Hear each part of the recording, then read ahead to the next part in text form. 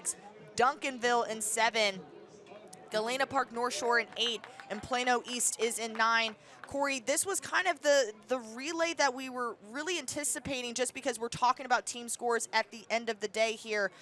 Opportunities for Katy Tompkins and Duncanville to score. Atascocita does not have a relay. So how do you think this is going to play out toward the end of the day?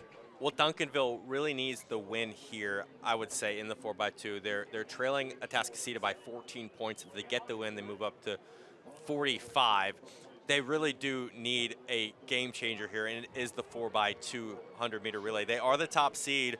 They might feel a little, just hurt by losing that 4x1, by getting upended in the 1 by Jelani Watkins. So they are definitely motivated here. These guys have an opportunity. They can go after a 6A record of 123.25 set in 2018 by the Woodlands. I think they are capable enough. They just have to put it together and start figuring out the pieces toward this team title. Yes, Duncanville has the fastest time in the state right now with a 123.42, which they ran at their regional meet. They're going to be on your screen there with lane number 7. The Woodlands, too, have had a great performance, 123.73. A couple of teams in that 123 range, including Katy Tompkins, Corey, who has the 4th fastest time in the state. And Tompkins right now is in 2nd place in the team standings behind Atascocita. So I talked about Duncanville, but Tompkins has always been sort of that third, sort of challenger that we have been kind of itching to see if they could make that run. And here is a great opportunity for that squad to put together at 20 points.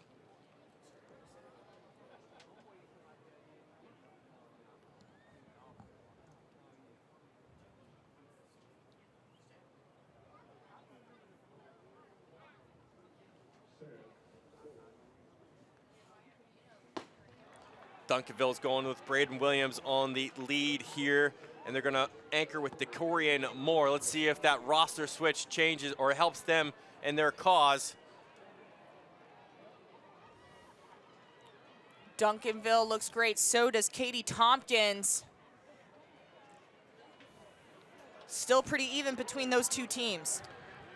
Durham takes the handoff on that second leg for Duncanville. And now he's going up against Harley Jensen of Katy Tompkins on his outside, or his inside.